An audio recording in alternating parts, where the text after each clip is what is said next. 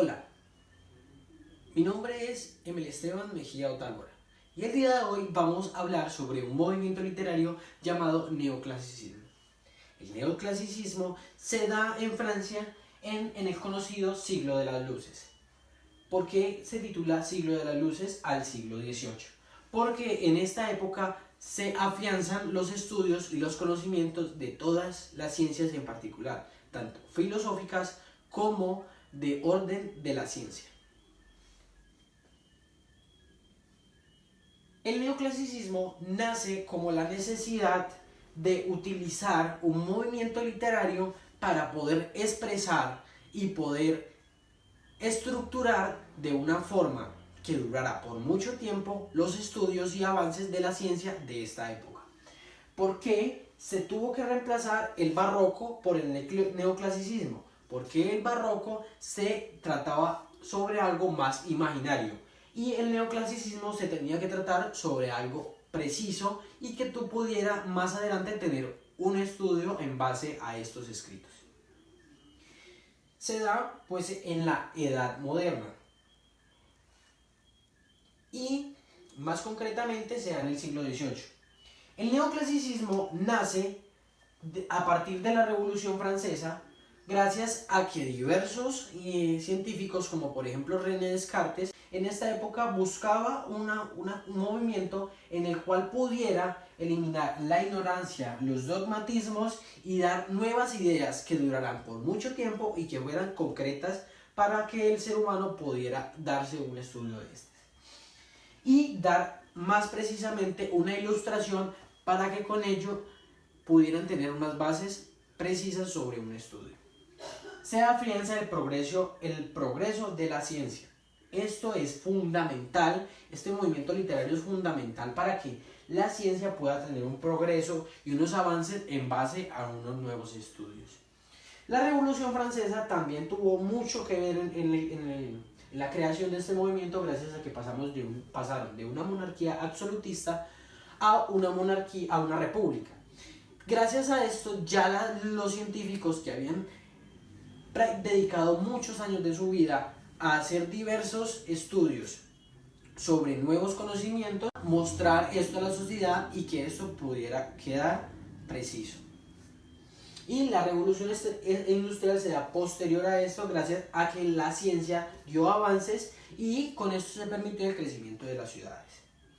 El neoclasicismo se llama neoclasicismo porque la palabra neo viene del latín nuevo y clasicismo viene de una corriente literaria greco-romana, la cual se basaba en el estudio filosófico, por ejemplo, de Aristóteles y entre otros filósofos, y como lo dice aquí, se trataba sobre la filosofía de ese tiempo. Pero el neoclasicismo hace énfasis al nuevo conocimiento, a la nueva interacción entre la literatura y este tipo de estudios. El conocimiento mediante la razón. Hay que tener en cuenta de que este movimiento literario no tuvo influencia solamente en cuanto a escritura, sino también en cuanto a arte, en cuanto a expresión, en cuanto a formas de estructurar un informe, un ensayo que diera una información más precisa. Difundir el conocimiento de un fin didáctico y moralista. Esto es fundamental. El neoclasicismo se enfoca principalmente sobre las ciencias. Como les decía, el neoclasicismo hace referencia a los estudios clásicos de la antigua Grecia y en esto se ven influenciados los filósofos como Aristóteles, como Horacio, entre otros. Y se da con un fin didáctico moralista, armonía. ¿Por qué dice armonía y equilibrio? Porque este tipo de estructuras en cuanto a movimientos literarios tenía que ser verídico, tenía que ser preciso y tenía que cumplir con una armonía para que así se diera un buen conocimiento. Y se eliminó el movimiento literario, no se eliminó, se reestructuró porque el movimiento barroco daba más imaginación y daba a imaginaciones desmedidas que no iban al contexto científico, el cual es un contexto muy preciso. Las obras neoclásicas son importantes tanto en los estudios pasados como en los estudios que se están dando en el presente y que se seguirían dando por muchos años, a no ser de que se cree otro movimiento literario. Por ejemplo, Montaigne creó el ensayo, el cual se basaba en dar la razón sobre un tema o dar la explicación sobre algo o el comportamiento de algo en la materia. La enciclopedia, que fue de Diderot, Voltaire y Rousseau, fue una herramienta que se buscó con la finalidad de guardar, estructurar y a la vez dar con precisión una serie de estudios.